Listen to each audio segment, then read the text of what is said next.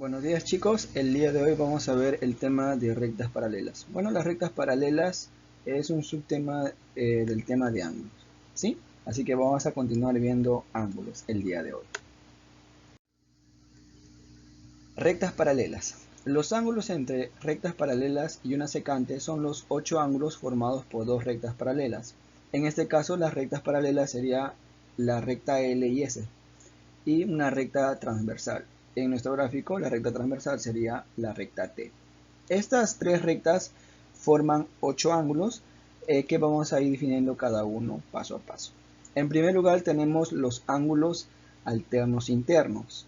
Ahí he puesto los dos pares de ángulos alternos internos. Como pueden observar en la gráfica, tenemos el ángulo C y T, que sería el primer par de ángulos alternos internos, y tenemos también el otro par de ángulos alternos internos, en este caso sería el ángulo D y el ángulo E. Como le indica también aquí al costado, a través de la flechita, este par de ángulos son iguales y tenemos que el ángulo C es igual al ángulo F y el ángulo E es igual al ángulo D.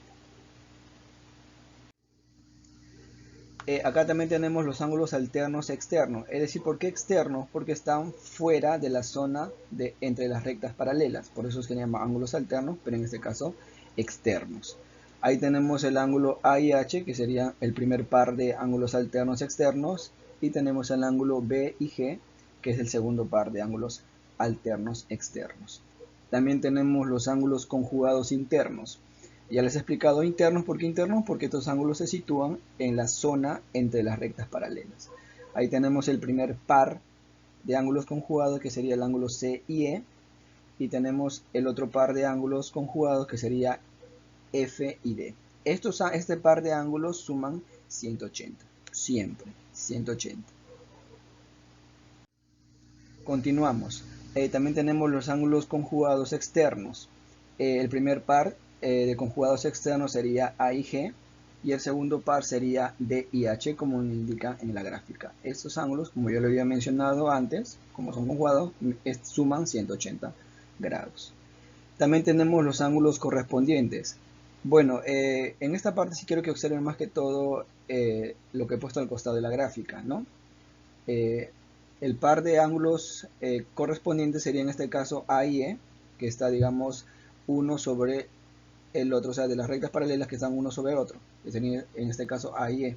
El otro par sería G y C, el otro par FB y el otro par sería H y D.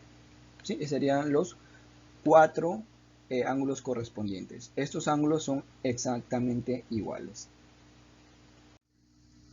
Bueno, tenemos algunas propiedades adicionales que también son importantes mencionarlos para que puedan resolver algunos problemas. El primero tenemos el ángulo, la primera propiedad, que sería también conocido como la propiedad del serrucho, que nos dice que x sería igual a la suma de alfa más teta.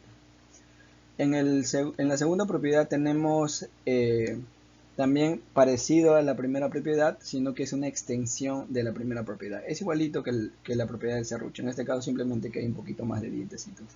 Que nos dice que todos los ángulos que están en el lado izquierdo es igual a todos los ángulos que se forman en el lado derecho. En este caso sería x más y más z es igual a alfa más beta más teta. ¿Sí? Y tenemos también la tercera propiedad, que simplemente es una propiedad que se deduce de la primera propiedad. Todo es a partir de la primera propiedad. Es una extensión, nada más. Bueno, entonces continuamos con el primer ejemplo. Nos dice calcular el valor de x y nos dicen que L es 1 y L sub 2 son paralelas.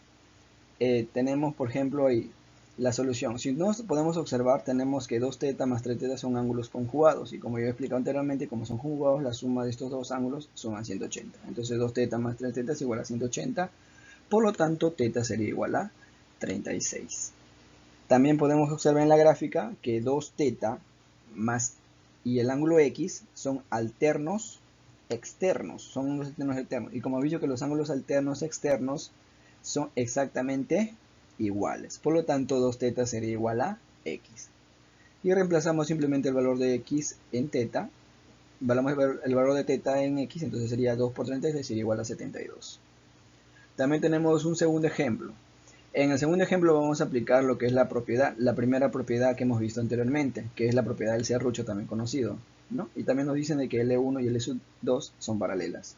Bueno, en la gráfica no aparece, sino que ahí no me he olvidado ponerlo, pero esas dos rectas son paralelas. Solución. Vamos a aplicar simplemente dos veces la primera propiedad anterior que le he mencionado. En este caso, si observamos, nos centramos primero en el ángulo, en el serrucho que forma el ángulo X.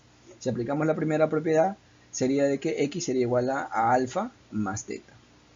Ahora, aplicando otra vez la propiedad del serrucho, ya no nos centramos en X, sino nos centramos en el ángulo que forma 110 grados. Pero en este caso ya no va a ser alfa ni teta, sino va a ser 2 alfa más 2 teta. Por lo tanto, 2 alfa más 2 teta es igual a 110. Factorizamos 2, dice que 2 por alfa más teta es igual a 110. El 2 pasa a dividir, por lo tanto, alfa más teta es igual a 55. Como ya habíamos formado nuestra ecuación anterior, X nos dice que era igual a alfa más teta, por lo tanto, X es igual a 55. Bueno, eso sería todo, chicos. Les dejo 4 problemitas para que puedan divertirse y nos vemos la próxima clase.